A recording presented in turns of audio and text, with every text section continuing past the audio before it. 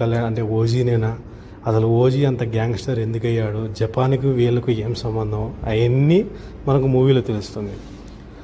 మూవీలో చూపించింది ఒకటి, అసలు పవన్ కళ్యాణ్ ఆ రుక్మిణి ఆమెను ఎలా పెళ్లి చేసుకున్నాడు, ఏ విధంగా ప్రేమించి అది లవ్ ట్రాక్ మాత్రం చూపించలేదు సుజీతో, మిగతా మొత్తం మూవీని చింపేశాడు. విలన్ బ్యాక్గ్రౌండ్ కానీ, అలాగే విలన్ స్టోరీకి అసలు సాహో మూవీకి కనెక్షను ఎలా పెట్టాడు అనేది మనకు ఇంటర్వెల్ సీన్ తర్వాత నుంచి కనపడుతుంది.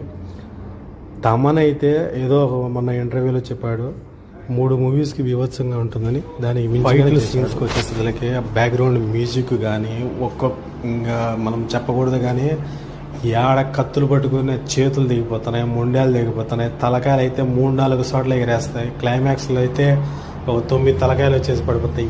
పక్క నుంచి వచ్చి పడుతున్నాయి ఏంటో తెలియదు. అబ్బా ఒక యాక్షన్ కాదబ్బా, ఇది మరీ భారీ యాక్షన్.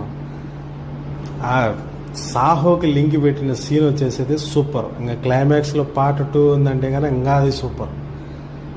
ఇంకా అన్నీ నాకు తెలిసి మరో గబ్బర్ సింగ్ లాంటిది, గబ్బర్ సింగ్ అంతకు మించిన సినిమా నాకు తెలిసినంతవరకు. అనిరుద్ భారీ హిట్లు అయిన 3 మూవీస్కి ఆపోజిట్గా టక్కర్గా నిలవాలనుకుంటుంటాడు. అలాంటి మూవీస్ ఈ మూవీ అని చెప్పాడు. అది తమన్ సక్సెస్ అయిపోయాడు. మ్యూజిక్ పరంగా కానీ, ఆ ఎలివేషన్స్ కానీ.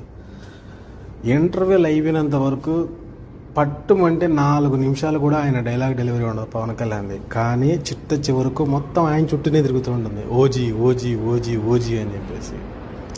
అబ్బా, సలార్ను మించిన డైలాగులు, సలార్ను మించిన ఎలివేషన్ ఉన్నాయని చెప్పచ్చు.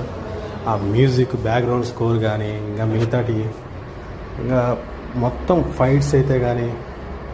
పార్ట్ 2 కూడా ఉందండి, వెయిట్ చేయండి.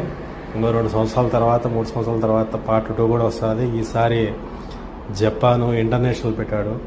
ఈ మధ్యలో డేవిడ్ అనేది డీని కొద్దిగా పరిచయం చేశాడు. అతను ఎవరు, ఇంకా గ్యాంగ్స్టర్